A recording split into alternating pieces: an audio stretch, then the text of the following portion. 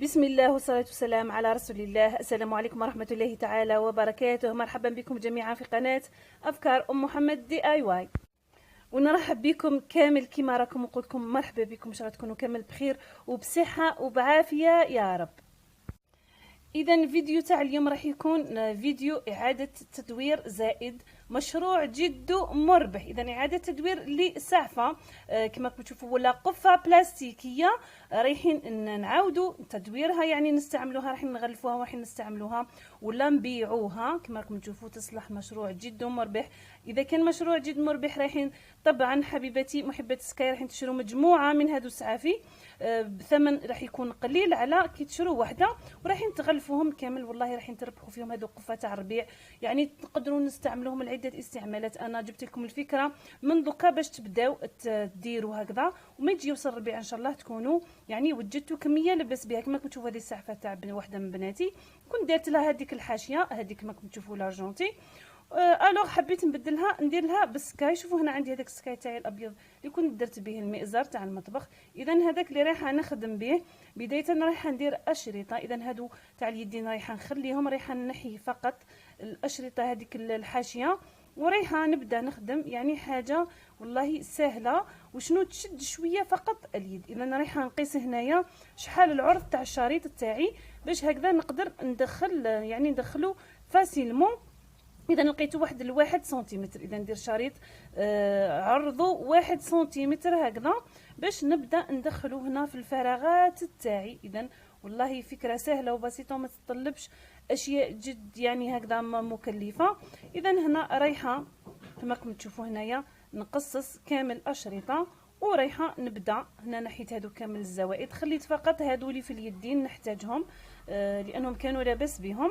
اذا نخليهم على، ورايحه نبدا ندخل الاشرطه التوعي اللي درتهم، الاشرطه التوعي طبعا تاع سكاي. اذا رايحه ندخل عادي بطريقه لكم الاختيار، تحبوا تدخلوا من يعني من الجهه الخلفيه ولا الاماميه. المهم في الاخير رايحين نديروا حاجه مليحه. اذا نخليكم مع الطريقه اللي درتها لكم باختصار.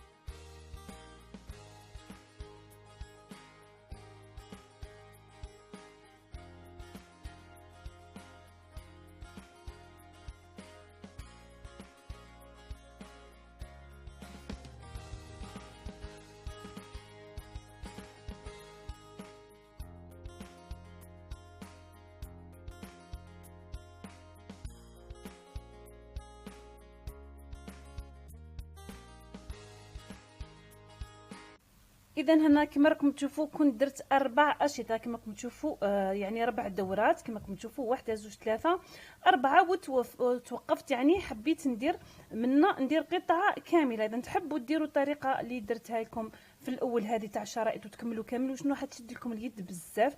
الوغ دو بريفيرونس ديروا كيما راني درت، ديروا هكذا. حندير قطعه كامله هكذا صاير داير من هذا السكاي الابيض، ولا ديروا سكاي واحد اخر. انا عندي هذا الكروفيت مي حسيتو ما جاش باسكو السعفه لونها اخضر. الوغ رايحه ندير الابيض عادي، نكمل ندير في هذاك سكاي الابيض هكذا باش تجي الالوان يعني متناسقه، ابيض مع ابيض يعني، والاخضر يجي مع ايضا معاه. رايحه نقيس هنا الشريط، لقيت هنا هذيك كما راكم تشوفوا القياس تاع هذيك الفراغ اللي بقالي واحد 9 سنتيمتر.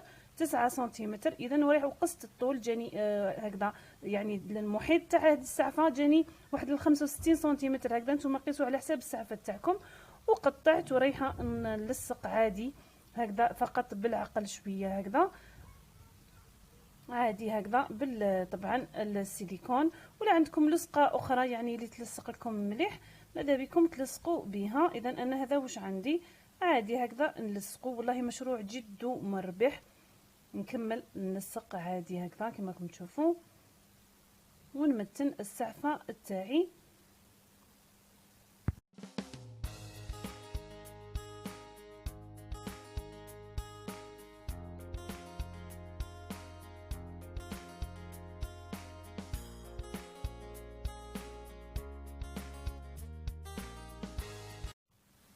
اذا هنا كما راكم تشوفوا كملت التغلاف تاع الجهه التحتانيه، وراكم تشوفوا درت هذوك الثنيات هذوك الطيات تحت كامل باسكو كي غلفت هكذا بقى لي زوائد تاع سكاي، باسكو السعفه منين نزيدو نهبطوا لتحت نلقاوها تصغر لنا شويه، مالا بقات لي هذيك الزياده تاع سكاي درتها كما راكم تشوفوا.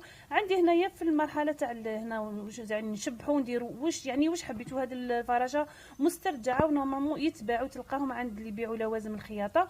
ثم تعوضوها باي حاجه، ديروا ورود من سكاي، ورود يعني ولا ديروا شكل فراشه ايضا من سكاي من لون اخر، لكم الاختيار. انا بسكات عندي مسترجعه كنت نخمم واش ندير بها، الوغ جاتني هذه الفكره اللي نديرها فيها. لصقت مليح، شوفوا كيفاش يعني مظهر والله شباب.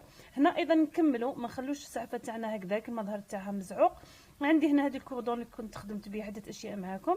اذا رايحه نديرو يتماشى مع اللون تاع الفراشه، راح نخبي به تحت كامل هذيك التحت وين كاين يعني هذيك القاعده تاع القفه تاعي، ورايحه ندير ايضا من الفوق باش نخبي هذيك يعني اللون الاخضر تاع السعفه هكذا عادي بشويه فقط. نتوما لكم الاختيار، ديروا حاشيه ديروا، المهم انا مديت لكم الفكره وانتوما يعني تبدعوا كما حبيتوا. في الاخير تحسبوا كامل واش يعني التكلفه تاع الحوايج كامل، ورايحين تضربوهم في زوج، ورايحه يخرج لكم السعر تاع البيع. هنايا هاي ليك درت من تحت ودرت من الفوق كما راكم تشوفوا هنا.